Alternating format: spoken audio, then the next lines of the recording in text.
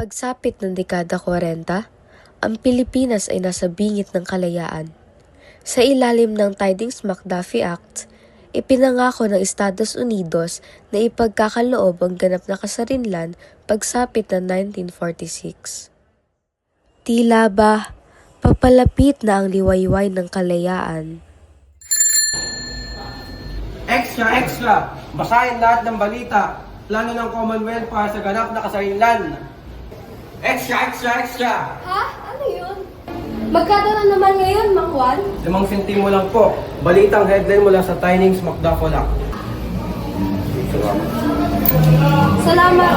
Sana nga makita natin ang kalayaan sa ating mga Mag-aaral ng mabuti. Kailangan ng kinabukasan ng magandang isip.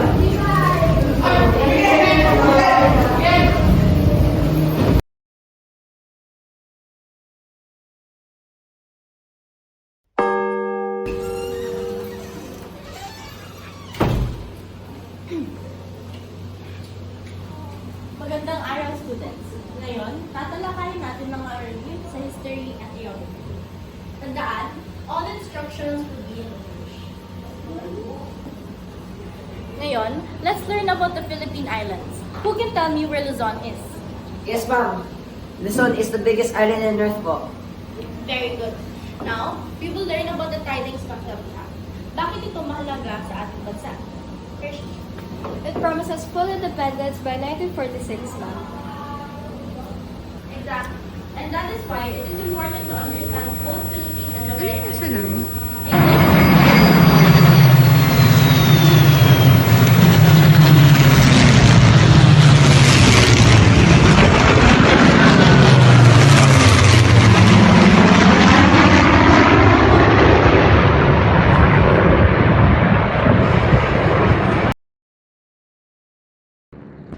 Disyembre 8, 1941. Isang araw matapos pasabugin ng Pearl Harbor, sumalakay ang puwersa ng Imperyong Hapon sa Pilipinas. Sa isang iglap, ang tahimik na pamumuhay ay napalitan ng pagkaligalig, pangamba at pagdaluyong ng dahas. Sa ilalim ng pamahalaang militar, ang buhay ay naging mahirap. Ang curfew ay nagpahirap sa paghahanap buhay. At ang propaganda ay naglalayong baguhin ang ating isipan. Sa bawat sulok, may sundalong nagmamanman. Nagpapaalala sa atin ng kanilang presensya. Habang patuloy ang panggigipit at pagbabawal sa maraming bagay, may isa pang tahimik na laban na hindi agad nakikita ang laban para sa wika. Sa mga paaralan, tahanan, at maging sa mga lihim. Kailangan natin matuto mahalin ang ating sarili. Ma'am, bakit po ba pilit nilang pinapalitan ng ating mga kaya? Dahil ang wika ay kapangyarihan. Kapag nawala ang wika, ay nawawala ang alaala ng isang bayan. Kaya't, bawat isang salitang Pilipino na isinusulat natin ay isang paraan upang mapanatili ang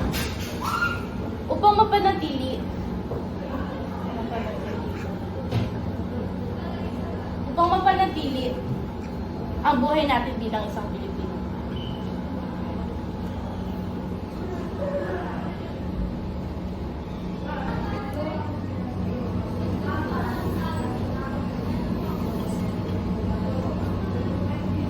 Ma'am, may maikling tula po ako na ginawa. Di ko po alam kung tama. Ipakita mo. Ang tula ay hindi sukat sa ganda ng salita, kundi sa katapatan ng damdamin. Sa gitna ng dilim, may liwanag na mumunting kumikislap. Wika ko ay gabay, tahanan ng aking pag-asa. Sa ganitong paraan muling nabuhay ang panitikan. Hindi sa malalaking akda, kundi sa maliit na pagsusumikap. Sa mga pahinang itinatago sa ilalim ng unan, sa mga salitang binibitbit sa puso.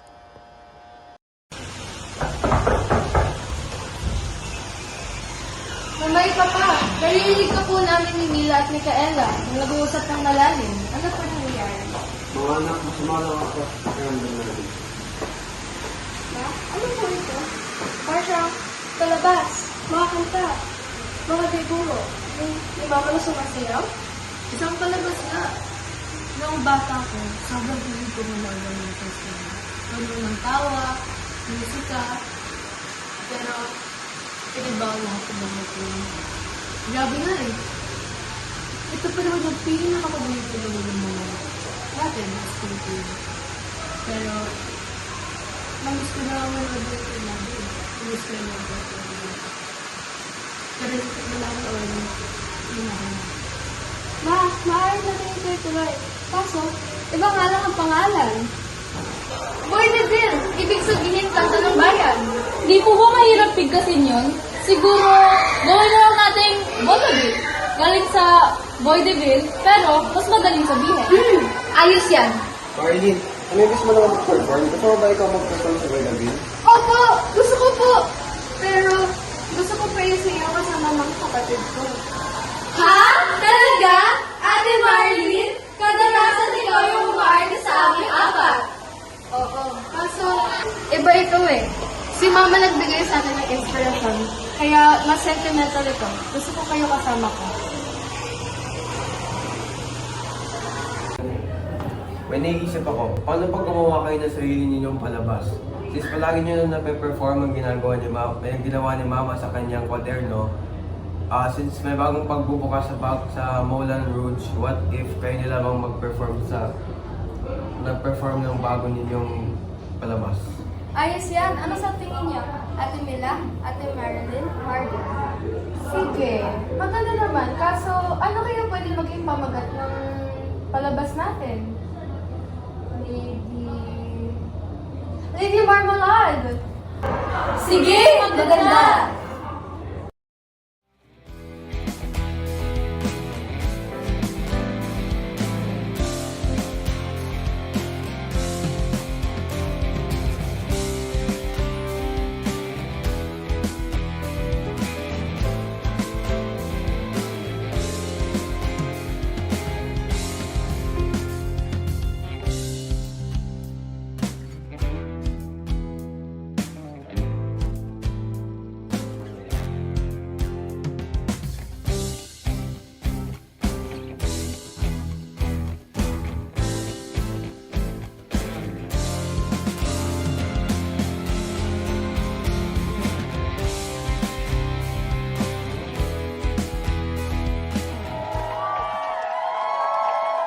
Ladies and gentlemen, welcome to the Moulin Rouge.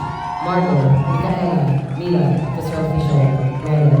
Sit back, relax, enjoy the show. So are my soul sisters. Let me hear your flow, sisters. Hey, sister, go, sister, soul, sister, flow, sister. Hey, sister, go, sister, soul, sister, flow. He met Marmalade down in old Moulin Rouge, strutting her stuff on the street. She said, hello, hey, Joe, you wanna give it a go? Get you, yeah, yeah, da, da. Get you, yeah, yeah.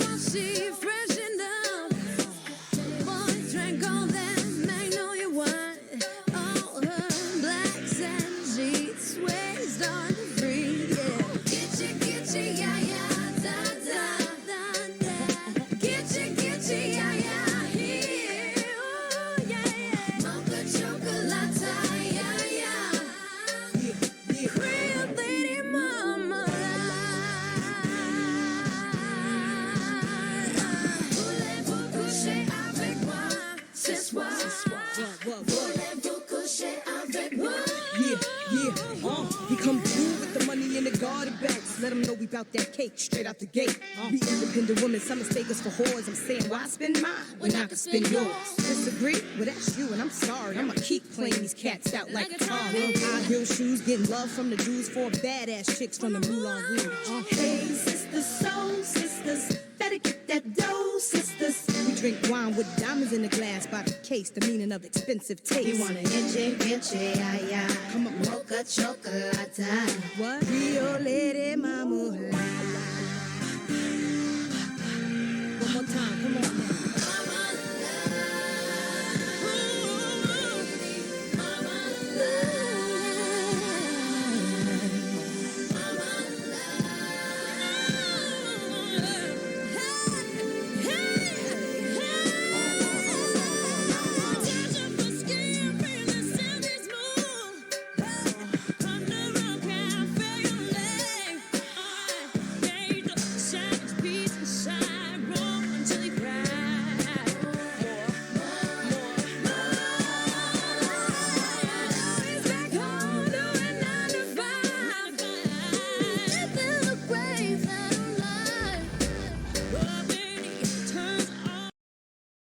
Isang maling salita at maaaring kasunod ang kamatayan.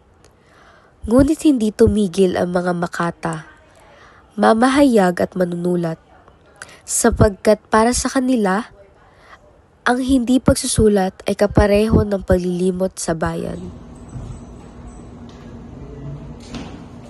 Kung titigil ako, hihina ang tinig ng kababaihan. Kung manahimik ako, tuluyan tayong mawawala. Sa kanilang mga salita, lumaganap ang tapang at pag-asa.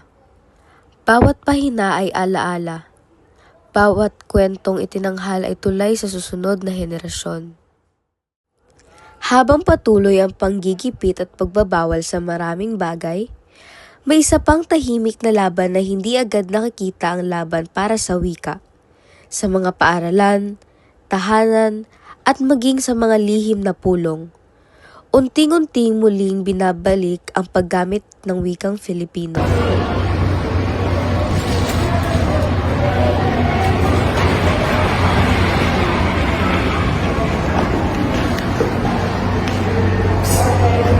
Mga bata, teka rin, dito kayo po.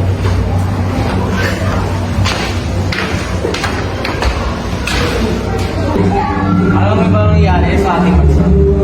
Hindi po ginawa. Ano po ba nangyayari? Merong masamang nangyayari sa ating bansa. Ay merong masamang tao na gusto tayo sa mga. Naku po, anong pwede namin maitulong? Kailangan natin maging matatag. Ito ang ating bansa. Kailangan natin ito ipaglaban. Pero kami po ay bata, wala magagawa. Bakit naman nakakalimutan naman natin. Baka mas malakas pa sila kaysa sa atin. Yan iniisip ang iba. Matatakot din sila. Pero tayo malalaki sa hukbo. Merong higit na kakayakan at tapang. Pwede na po ipasa po sa akin. Oo nga po, pwede po ba? Sige. Ito po. War, men die, but the dream must stand. As long as the warrior holds firm to his land. The price is steep, but the reward is great. To live, to fight, to hold the weight of fate. Wow, ganda naman po! Oo po na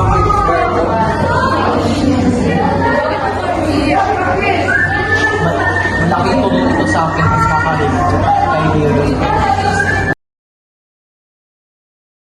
Ay, laganap? Bloopers. Isa-isa yung mga labas.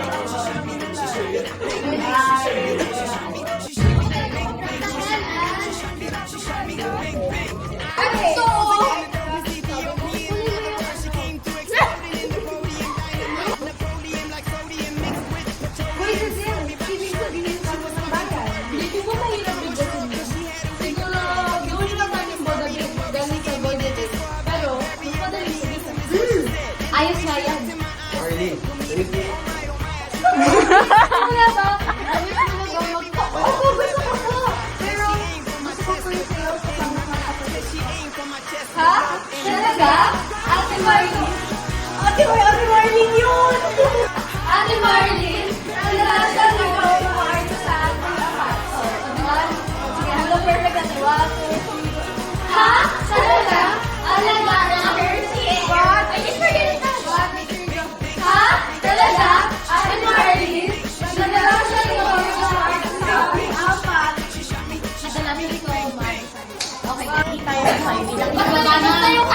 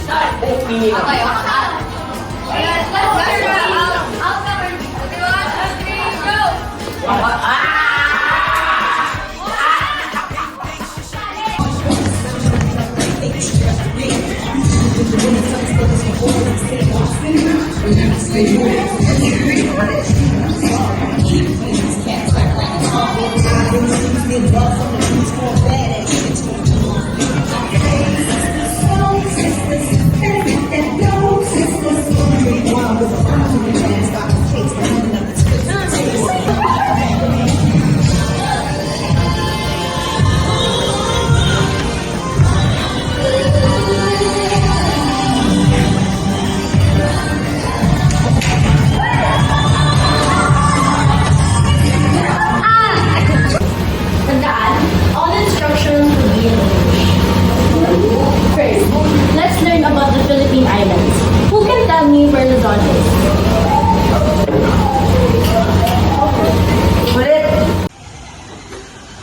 Mamaya pa pa, narinig ko po namin ni Bila at Mikael nag-uusap ng galang. Okay lang, don't open the problem. Ate Marlene!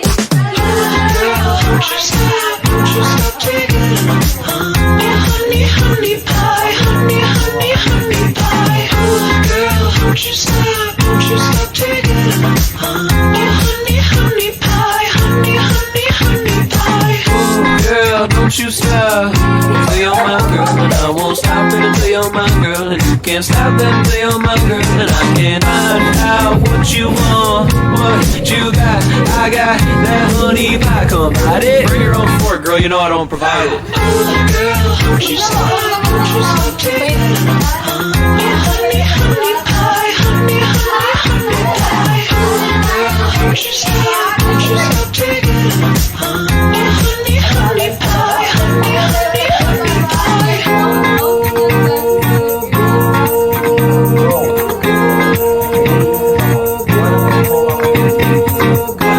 honey pie, honey, honey, honey pie. Honey, honey pie, honey, honey pie. Girl, don't you stop till you're my girl, and I won't stop it until you're my girl, and you can't stop it until you're my girl, and I can't find out what you want till you're my girl, and I won't stop it until you're my girl, and you can't stop it until you're my girl. Girl, don't you stop taking it.